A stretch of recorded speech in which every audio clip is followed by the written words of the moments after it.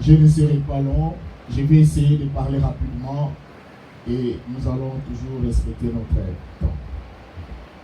Dans 1 Roi chapitre 19, prenez vos Bibles.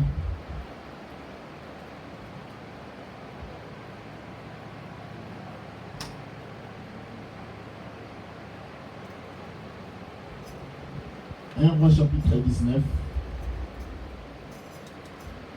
Nous allons lire du verset 19 jusqu'au verset 21 et puis nous allons sauter et nous allons lire 2 Rois chapitre 2. Là, vous pouvez aller lire à la maison du verset 1 jusqu'au verset 18, mais nous allons exploiter d'autres versets pour gagner notre temps. 1 Roi chapitre 19, verset 19 à 21. Élie partit de là, il trouva Élisée, fils de Shaphat, qui labourait. Il avait devant lui 12 paires de bœufs, et il avait la douzaine. Élie s'approcha de lui, et il jeta sur lui son manteau. Élisée quitta ses bœufs, courut après Élie, et dit: laisse-moi embrasser mon père et ma mère, et je te suivrai. Élie lui répondit: va et reviens, car pense à ce que je t'ai fait. Après être éloigné d'Élie, il revint prendre une paire de bœufs qu'il offrit en sacrifice avec l'attelage de bœufs. Il fit cuire leur chair et la donna à manger au peuple, puis il s'éleva, suivit Élie, fit à son service. L'Église, je suis en train d'expliquer ici sur la vocation d'Élisée. Nous voyons comment Dieu va utiliser Élie, les prophètes. Rappelez-vous, dans tous les enseignements que nous partageons avec vous, j'ai toujours l'habitude de vous préciser, ici, la Bible nous parle d'Élie, les prophètes. Parce que nous avons plusieurs Élie dans la Bible. Mais la Bible nous dit, c'était un moment où Dieu devait enlever Élie au ciel. Mais Élie devait préparer un successeur. Et laisse-moi vous dire, il n'y a pas un succès sans successeur. Dans la vie, l'Église, il faut toujours préparer un successeur dans votre vie. La Bible nous dit, Élie devait être enlevé au ciel. Mais il devait trouver quelqu'un qui va le remplacer pour la continuation de l'œuvre de Dieu, pour la continuation du ministère de Dieu. Pourquoi j'ai dit qu'il n'y a pas un succès sans successeur? Dans la vie, lorsque vous êtes sur cette terre, si vous n'avez pas préparé un successeur, c'est-à-dire qui va vous succéder, votre vie sur cette terre était inutile. Aujourd'hui, l'Église, c'est nous. Hier, nous étions des enfants. Aujourd'hui, nous sommes devenus des vieux. Demain, nous allons vieillir. Et ceux qui étaient hier, derrière nous, comme des enfants, vont devenir des vieux. C'est ça qu'on appelle la succession. Élisée, la Bible dit, Dieu avait préparé Élisée pour qu'il devienne serviteur de Dieu. Rappelez-vous que la Bible nous dit, dans Jean chapitre 15, verset 16, la Bible nous dit, ce n'est pas vous qui m'avez choisi, mais c'est bien moi. C'est moi qui vous ai choisi. Je veux dire au peuple de Dieu, c'est Dieu qui nous appelle. C'est Dieu qui nous choisit. Il ne faut jamais faire l'effort humain. Mais laissez le Seigneur vous choisir. Laissez le Seigneur vous diriger. Mais ce que je vais vous parler aujourd'hui, dans notre thème, c'est la décision souveraine de Dieu. C'est ça notre thème. Notre thème d'aujourd'hui, maman, ma soeur, mon frère, la décision souveraine de Dieu. Pourquoi je vais expliquer au peuple de Dieu sur la décision souveraine de Dieu? Le monde que nous vivons cherchent à décider sur nos vies. Il y a des gens qui cherchent à nous donner la ligne de conduite ou la ligne d'orientation. Mais ils oublient, celui qui est notre créateur, c'est lui qui a les derniers mots. Et c'est lui qui décide dans notre vie de tous les jours. Regardez dans 2 Rois. Nous allons lire 2 Rois. Dans 2 Rois, chapitre 2. 2 Rois, chapitre 2. Vous allez lire à la maison qui commence du verset 1 jusqu'au verset 18. Mais nous allons essayer de lire superficiellement et vous allez aller continuer après. Lorsque l'Éternel fit monter Élie au ciel dans un tourbillon, Élie partait de Gilgal avec Élisée. Élie dit à Élisée, reste ici, je te prie, car l'Éternel m'envoie jusqu'à Bethel. Élisée répondit, l'Éternel est vivant et ton âme est vivante. Je ne quitterai point. Ils descendirent à Bethel. Les fils des prophètes qui étaient à Bethel sortirent vers Élisée et lui dirent, sais-tu que l'Éternel enlève aujourd'hui ton maître au-dessus de ta tête? Il lui répondit, je le sais aussi, taisez-vous. Bien-aimé l'Église, regardez ce que nous sommes en train de parler avec vous. Regardez la réaction des fils des prophètes. Regardez le comportement des fils des prophètes. La Bible dit, il y a un moment, Dieu veut enlever Élie pour aller au ciel. Dieu veut prendre Élie. Son serviteur, c'est Dieu qui va décider. Et Élie n'a pas connu la mort. Laisse-moi vous dire l'Église. Élie n'a jamais connu la mort. Élie a été enlevé. Curieusement, Élie n'a jamais été ressuscité. Suivez-moi très bien. Élie, le prophète que je parle ici, il a été enlevé. Dans la Bible que nous lisons, il y a 2 mots qui n'existent pas, hasard et chance.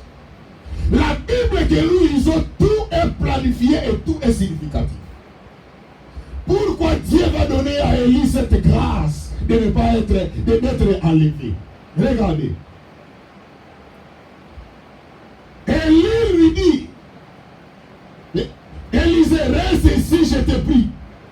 Car l'Éternel m'envoie à Jéricho. Et il répondit, l'Éternel est vivant et ton âme est vivante, je ne quitterai point. Mais regardez que vous êtes en train de voir que Élisée a été choisi par Dieu. Mais à chaque fois qu'Élie est en train de dire à Élisée de rester parce que Dieu va faire quelque chose dans sa vie, il y avait une détermination dans la vie d'Élisée. Maman, ma soeur, quand le Seigneur te choisit, quand le Seigneur t'appelle dans ta vie, il ne faut jamais oublier ce qu'on appelle la détermination. Ton destin ne dépend pas de l'un ou de l'autre, mais ton destin dépend de toi-même et de ta détermination. Vous savez, aujourd'hui, il y a beaucoup de gens qui ne réussissent pas dans la vie. Il veut que les autres fassent quelque chose à leur place. Mais regardez Élisée. La Bible dit Élisée savait que son serviteur va être enlevé. Et lui était déjà choisi par Dieu, c'est lui qui va succéder Élie. Mais ce qui a fait la force d'Élisée, c'était la détermination. Si vous lisez en bas, pour ne pas lire toute la matière, nous allons voir ce qui est l'essentiel.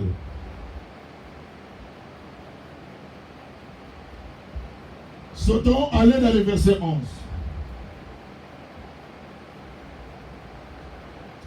Donc nous allons monter B.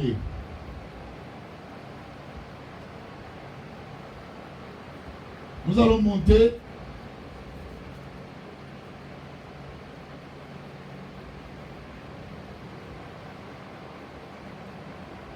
dans le verset 9. Nous sautons dans le verset 9 et descendons. Lorsqu'il passait, Élie dit à Élisée, regardez l'église, là où je vais vous parler, pourquoi je parle de la décision souveraine de Dieu. Élie dit à Élisée, demande ce que tu veux que je te fasse pour toi. Qui va demander quelque chose? C'est Élie qui va proposer à Élisée de lui demander quelque chose. Regardez. Élie dit, demande-moi quelque chose que je fasse pour toi. Et avant que je sois enlevé d'avec toi. Élisée répondit qu'il y a sur toi, je te prie, une double portion de ton esprit. Regardez ce qu'Élisée demande à Élie. Élie dit à Élisée, demande-moi quelque chose que je te donne. Élisée va demander quelque chose, mais Élisée demande quelque chose qui est impossible à Élie de résoudre. Preuve en est que dans le verset 10, Élie dit, tu demandes une chose difficile. Mais si tu me vois, regardez l'église, regardez l'arrangement, regardez la convention. Entre Élie et Élisée, ils se sont mis d'accord sur quelque chose. D'abord, Élie dit, tu me demandes quelque chose d'impossible, difficile à résoudre. Deuxièmement, Élie va donner maintenant la réponse. Regardez ce qu'on appelle la fuite des responsabilités. Ça, c'est Élie qui va fuir cette responsabilité. Il dit à Élisée, il lui donne une condition difficile. Il dit quoi? Mais si tu me vois pendant que je serai enlevé avec toi, cela t'arrivera ainsi. Sinon, cela n'arrivera pas. Est-ce que vous avez vu le verset 10? Ça, c'est l'église. Regardez, nous, on lit la Bible ici. Vous avez vu le verset? Regardez l'église. Je souhaiterais vous expliquer ce qui est dans la Bible. Élie dit à Élisée, demande-moi quelque chose. D'abord, nous avons vu qu'Élie va choisir Élisée comme son successeur. C'est lui qui va le succéder. Deuxièmement, nous allons encore voir Élie est en train d'être allé pour aller être enlevé. Il demande à Élisée de rester. Mais Élisée dit, je ne resterai pas, je serai avec toi jusqu'à ce que je vais voir ce que Dieu m'a promis au travers de toi. Et il arrive à un moment, il dit, demande-moi maintenant quelque chose que je te donne. Et il demande quelque chose qui est difficile à Élie, mais qui n'était pas difficile à Dieu. C'est pour cela que la Bible dit, ce qui est impossible aux hommes est possible à Dieu. Et la Bible nous dit que lorsque Élie va demander, Élisée va demander à Élie, Élisée va faire ce qu'on appelle la fuite de responsabilité. Il lui donne une condition. C'est comme quelqu'un, quand vous lui demandez de l'argent, il est incapable de te donner la réponse à ce que tu viens de lui demander. Il te donne une condition qui sera difficile. Je veux dire aux enfants de Dieu, nous sommes des zélés lorsque nous avons accepté Jésus comme Seigneur et Sauveur dans notre vie. Vous savez, les féticheurs, ils savent que lorsque vous allez vers les féticheurs, les magiciens, ils savent que ce que vous leur demandez seront incapables de résoudre ça. C'est pour ça qu'ils nous donnent des conditions qui seraient difficiles pour vous de respecter ces conditions. Il dit, je vais te donner le mariage, je vais te donner la richesse, mais tu ne peux pas manger la tête d'un poisson. Or, vous savez vous-même que c'est la partie qui est la partie meilleure quand vous la mangez. C'est comme ça que le diable fait. Donc, il vous met dans une situation difficile.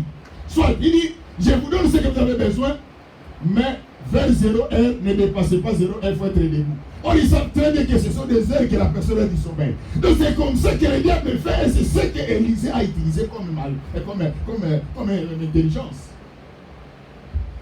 Bien aimé, Jésus a été de vous dire maintenant, restons dans le verset 10. Il dit, ce que tu me demandes est difficile. D'abord, il a exprimé. Et je vais dire à l'église, ne vous en faites pas. La première impression, c'est ça la meilleure. Si quelqu'un te dit non, après il te dit oui, je vous donne un conseil. Retenez la première sortie de la réponse qu'il vous a donnée. Quand il vous a dit non avant, c'est ça la meilleure réponse.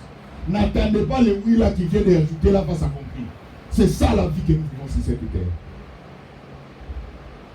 Il lui dit maintenant, et lui dit, tu me demandes une chose difficile. Il a déjà exprimé à Élisée, non, tu m'as demandé quelque chose qui est impossible. Mais, il dit, mais, vous connaissez vous-même quand on utilise les mains. C'est-à-dire, si tu me vois pendant que je serai enlevé avec toi, cela t'arrivera. Sinon, cela ne t'arrivera pas. Élie savait que quand il sera enlevé, Élie sera incapable de le voir.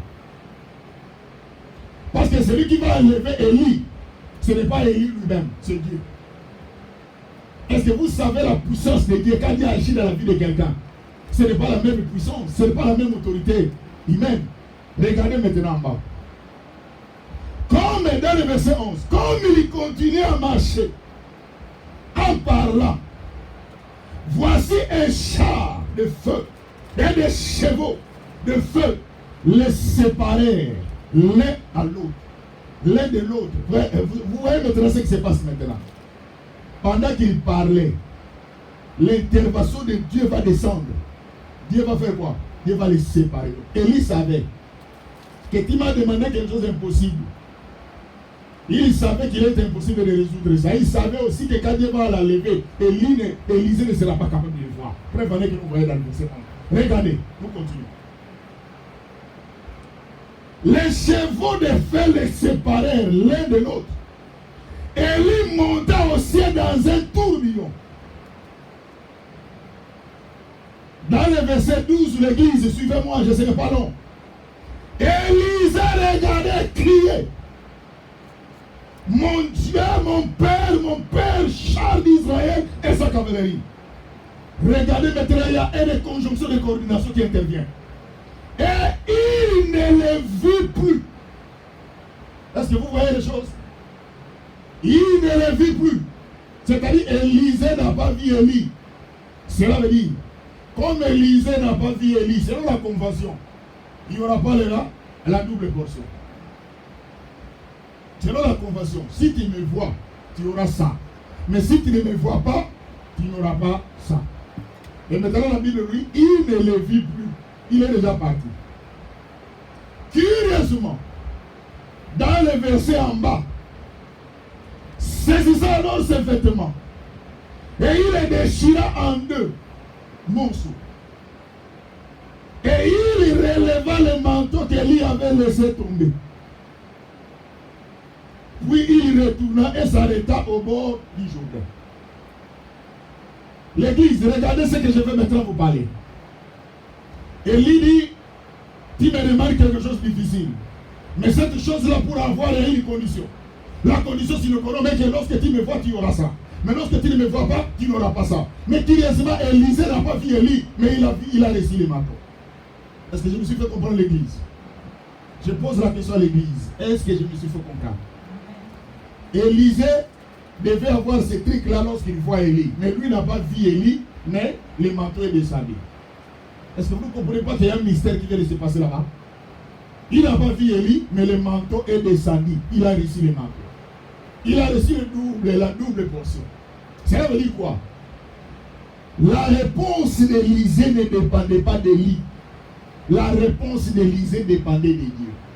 C'est Dieu qui avait décidé, malgré votre convention, malgré votre arrangement, ce que moi j'ai préparé pour la vie d'Élisée, cela finira par s'accomplir.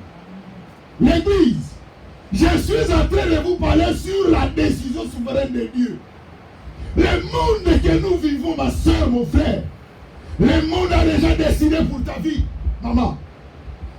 Le monde a déjà décidé pour ta vie, mon frère. Le monde a déjà donné les conditions pour réussir sur cette vie. Il faut faire ceci, faire cela. C'est le monde. Mais le monde a oublié qu'il y a une dernière décision qui reste, c'est la décision souveraine de Dieu. C'est Dieu qui décide. Si vous regardez l'église, la Bible dit, Dieu dit, ce n'est pas vous qui m'avez choisi, selon Jean 15 et 16. Je veux dire à quelqu'un, tu n'es pas le choix de ton mari, tu n'es pas non plus le choix de ta femme, mais tu es d'abord le choix de Dieu. C'est pour cela. Tu peux être avec ta famille ou ne pas être avec ta famille. Tu peux être avec ton mari ou avec ton mari ou pas. Mais tu seras toujours avec Dieu parce que c'est lui qui t'a choisi. Ce n'est pas lui, ce n'est pas elle, mais c'est Dieu. Mais regardez maintenant ce que le monde est en train de vivre aujourd'hui. Nous vivons par l'inversion des valeurs. Nous vivons par l'inversion des valeurs. En lieu et place de nous accrocher au Créateur, nous nous accrochons aux créatures. Celui qui a créé tout ce qui se trouve sur cette terre, c'est Dieu. Mais regardez ce que nous, aujourd'hui, nous vivons. Nous sommes attachés à les histoires que Dieu a créées et nous sommes loin de celui qui a créé les histoires.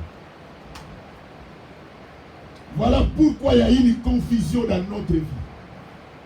Élisée a demandé à Dieu, et je vous ai parlé à l'église, rappelez-vous, lorsque Élisée venait pour aller vers Bethel, selon l'histoire, ils ont fait une distance de 12 km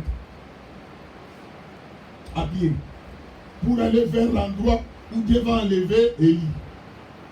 Et je vous ai parlé dans notre texte, il y avait des fils des prophètes qui décourageaient Élisée. Et je vais dire à quelqu'un, le monde que nous vivons, il y a des gens qui vont nous décourager. Mais lorsque Élisée a été choisi, le fils des prophètes n'était pas là. Mais lorsque Élisée va aller prendre sa bénédiction, le fils des prophètes se pointe. Et je vais dire à quelqu'un, quand le Seigneur t'a appelé et le Seigneur t'a choisi, les gens qui sont autour de toi n'étaient pas là lorsque toi tu as rencontré Dieu dans ta vie. Mais lorsque maintenant tu t'engages et tu t'arranges pour aller recevoir la promesse de Dieu dans ta vie, les gens viendront pour te décourager. Mais ce que je te demande, ne soyez pas découragés. Soyez déterminés comme Élisée. Parce qu'il y a la double portion qui t'attend. Et la Bible nous dit, si vous regardez, Élie a fait 7 miracles. Lisez la Bible, vous allez voir, Élie a fait 7 miracles. Ça, j'aime Dieu. Il dit dans Jérémie, je suis derrière ma parole pour l'exécuter et pour l'accomplir. Élie a fait 7 miracles jusqu'à ce qu'il est mort. Il est enlevé. Mais curieusement, Élisée va faire 13 miracles avant de mourir. Il lui restait un miracle pour que la parole de Dieu s'accomplisse. Est-ce que vous savez à quel moment le 14e miracle va s'accomplir? C'est lorsque Élisée était mort. Cela veut dire quoi? Il y avait des gens qui sont venus enterrer leurs enfants. La Bible dit qu'il y avait les ossements d'Élisée qui étaient là. Et je ne sais pas qu'est-ce qui s'est passé. Ces gens ont eu peur, ils ont fui, ils ont abandonné les corps, les cadavres. Et la Bible nous dit que les cadavres ont touché le corps, c'est-à-dire les os d'Élisée. Celui qui était mort, ses os ont donné la vie à celui qui était mort et il est ressuscité. C'est alors que le 14e miracle d'Élisée vient de s'accomplir. Or, Élisée avait demandé à Dieu, à Élie, double portion. Si toi tu avais fait 7, moi je devais faire combien? 14. Or, le Dieu que nous servons, c'était Dieu qui donnait sa parole pour l'exécuter et pour l'accomplir. Et si ce Dieu-là a décidé pour quelqu'un, laisse-moi te dire, tout ce qu'il a décidé pour ta vie, personne ne peut empêcher la décision de ta vie. Pourquoi vous êtes dessus? Nous limitons Dieu en voyant ce que nous voyons dans nos yeux humains. Nous disons que moi je ne réussirai pas. Moi je ne me marierai pas. Moi je ne serai pas béni. C'est vous qui voyez ça. Mais il y a une décision souveraine de Dieu qui t'attend. Et celui qui décide, c'est Dieu dans ta vie. Élie a dit ce que tu me demandes, c'est possible. Lorsque tu me vois, tu auras ça. Mais lorsque tu ne me vois pas, tu n'auras pas. Or la Bible dit, il ne vit plus, il ne le vit plus. Mais curieusement, le manteau est descendu. C'est-à-dire, Dieu a décidé. Et je vais dire aux gens, même si quelqu'un décide que toi tu ne réussiras pas, comme c'est Dieu qui décide, toi tu réussiras. Amen. Même si les gens disent que toi tu ne seras pas béni, comme les gens disent, mais Dieu n'a pas encore décidé, Dieu dit, toi tu seras béni. C'est pour cela que si vous lisez la Bible, vous allez voir que même il y a des gens dans la Bible qui ont été bénis pendant la sécheresse. Rappelez-vous de l'histoire d'une femme. La Bible dit la femme avec une seule bouteille d'huile et une farine, une quantité. Élie dit à cette femme, donne-moi à manger. Si vous lisez ce texte-là, j'aime ça. Or, Élie n'a pas d'abord commencé à demander à cette femme de la nourriture. C'est pour ça que je vous demande, l'Église, il faut avoir la sagesse. Quand vous demandez quelque chose, vous savez, il y a beaucoup de gens qui ne reçoivent pas parce qu'ils demandent mal. Élie dit à la femme, donne-moi de l'eau à boire. Or, si vous lisez, avant qu'Élie vienne voir cette femme, Dieu ne lui a jamais dit, allez voir une femme, je l'ai préparée pour te donner de l'eau à boire. Non, Dieu lui avait dit, j'ai préparé une femme pour faire quoi? Pour te nourrir. On ne nourrit pas de l'eau, on boit de l'eau. Et la Bible dit qu'Élie va venir comprenant que non, c'est la période de sécheresse. Il dit à la femme, donne-moi de l'eau à boire. Vous savez, de l'eau, on donne ça librement. Je connais un jour, je suis allé voir une soeur de l'église, j'ai passé dans sa maison. Il lit la Bible dit même si son serviteur passe ici, tu peux lui donner de l'eau à boire. Il m'a donné beaucoup d'eau. Oh, j'avais faim. Alors maintenant, le problème c'est quoi? J'ai dit, elle a mal lu la Bible. Elle a mal compris la Bible. La Bible a donné ça comme un langage. Sinon, elle peut dire des mots. J'avais besoin de la nourriture. Alors, c'est que le problème c'est quoi? Élie demande de l'eau à boire à cette femme. Regardez, le texte dit quand la femme va aller prendre de l'eau. Élie introduit directement la demande. Il dit, amenez aussi la nourriture. Parce qu'Élie savait qu'on ne boit jamais de l'eau sans la nourriture. Et la Bible dit, lorsque la femme, regardez, il y avait une guerre entre la femme et Élie. La femme dit, l'homme de Dieu, nous n'avons que poignée de farine, un peu d'huile. Lorsque nous mangeons, moi et mon fils, nous mourrons. Il te dit déjà que ne précédez pas. C'est-à-dire ne précipitez pas notre mort. Il dit à Élie ça comme ça, indirectement. Élie, comme il insistait, il avait l'insigne l'Éternel. Voilà pourquoi l'Église, quand le Seigneur vous donne l'insigne l'Éternel, ne suivez pas ce qui se passe autour de vous, mais suivez ce que Dieu a dit dans votre vie. Et lorsque la femme va aller dire, malgré l'insistance d'Élie, viens d'abord avec, comme ça, vous allez prendre à vous après. Logiquement, par là, pour cette femme, elle dit, Élie a un problème. Heureusement, à cette époque-là, il n'y avait pas de WhatsApp, il n'y avait pas de TikTok. C'est sûr que c'était Élie allait être publié. Croyez-moi. Parce que l'acte qu'Élie vient de faire, c'est l'assassinat. Tuer une famille qui a une poignée de farine, un peu d'huile. Mais curieusement, cette femme était obéissante. Elle va donner d'abord à l'homme de Dieu. Ici, ça ne peut pas se faire. Hein? Tu mets la nourriture, l'homme de Dieu vient à ta maison, dit donne-moi d'abord ton mari après. Comme Dieu t'a de voir déjà les divorces. Parce qu'après avoir donné la nourriture, il faut déjà comment on te chasse à la maison. Alors la Bible nous dit, lorsqu'Élie va apporter la femme va apporter la nourriture, la Bible dit quand il retourne pour aller voir, l'autre farine est là et l'autre huile est là. Pour vous dire que l'or et l'argent appartiennent à notre Dieu. C'est lui le créateur, c'est lui qui a créé toutes choses. La Bible dit il a créé toutes choses par sa parole. L'Église, je vais dire à quelqu'un, la décision souveraine de tout ce que nous vivons ne vient pas des gens qui sont autour de nous, mais la décision souveraine vient de Dieu. C'est Dieu qui décide pour ta vie. Je me rappelle pour terminer. Un jour, nous sommes allés enterrer notre soeur qui est morte. Alors, pendant qu'on faisait l'enterrement, son visage était de l'autre côté. J'ai demandé aux gens qui travaillent dans les cimetières d'essayer un peu d'arranger sa tête. Alors, l'homme s'est fâché contre lui. L'homme m'a dit, tu blagues avec moi, tu me donnes des ordres ici. Pendant que moi, j'ai fait mon travail, il m'a dit, je vais te prouver. Je vais te montrer que moi, c'est moi qui enterre les gens. Ça veut dire, il m'a dit qu'il va me faire enterrer aussi. Je lui ai rien dit. Parce qu'il ne me connaissait pas. Et quand je suis retourné à la maison, l'église, pendant que toute la famille dormait, parce qu'il y avait une guerre, il y avait un combat maintenant, entre les spirituels, de celui qui a de la magie et de celui qui agit. Bien aimé, j'ai commencé à prier la nuit là, jusqu'aujourd'hui. Cet homme-là m'a jamais enterré. Je suis vivant. L'église, laisse-moi vous dire, ce qui détient notre décision, c'est Dieu. Les hommes, maman, change ta façon de voir. Ma soeur, change ta façon de voir les choses. C'est Dieu qui décide. Un jour encore, mes parents étaient des locataires. Nous sommes allés louer dans une maison. Et dans cette maison-là, les gens ne restaient pas un mois, pas plus de mois. Et les gens fouillaient la maison. Donc vous laissez la maison. Alors, mes parents sont allés déposer la garantie locative. Les bailleurs est entré, on lui donne de l'argent. Les bailleurs étaient hésitants. Il refuse l'argent. C'est la première fois que je vois un bailleur refuse la garantie locative. Or, les bailleurs savaient que dans sa maison, les gens ne restaient pas plus de mois. C'est-à-dire quoi? Dans cette maison-là, si vous occupez, il y a des gens qui sont dehors. Vous ne voyez personne, ne vous appelle pas votre nom. Il y a des gens qui vous appellent par votre nom. Et tout le monde fouillait. Et quand mes parents ont remis l'argent de la garantie locative, et tout le monde dormait. Et moi, je m'étais levé pour chercher la face de Dieu. Et quand j'ai prié toute la nuit, bien aimé, les bailleurs est venu nous voir après 6 mois. Il dit de quitter sa maison. Nous n'avons pas décidé de quitter, mais c'est les bailleurs qui nous demandent de quitter sa maison. Parce qu'ils savaient ce qui se passe. Il avait oublié que nous, notre vie ne dépendait pas de lui, mais notre vie dépendait de Jésus.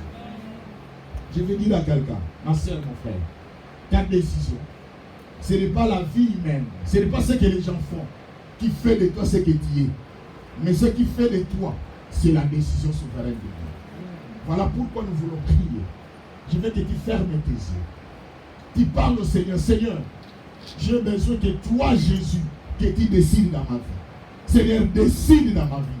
Ce qui est plus important, j'ai besoin de ta décision. Là où tu es, ferme tes yeux. Parle au Seigneur pendant ce temps. Et nous avons besoin de la décision souveraine de Dieu. Que Dieu puisse décider dans le nom de Jésus.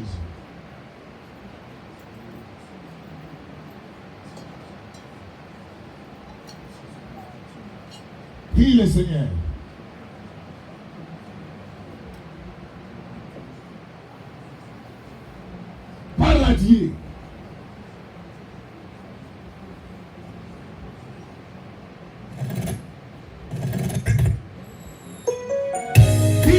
que Dieu décide dans ta vie. Dis Seigneur, j'ai besoin de ta décision dans ma vie. Que le Seigneur marche avec toi. Seigneur, tu as besoin, ma soeur, mon frère. Le monde nous déçoit. Le monde nous déçoit. Jésus, j'ai besoin de ta décision.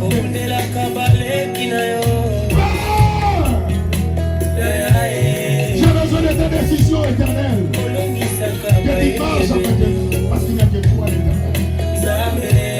Oui, Jésus. Yahweh. C'est toi l'éternel des âmes.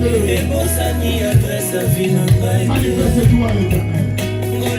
Merci Père. Yahweh. Décide de nos vies. Yahweh. Je vais marcher avec toi, Jésus. Il n'y a que toi l'éternel des âmes, papa. J'essaie de changer. Il n'y a que toi qui es la décision. Merci Seigneur. Oui, Jésus. Yahweh, il n'y a que toi l'éternel. Merci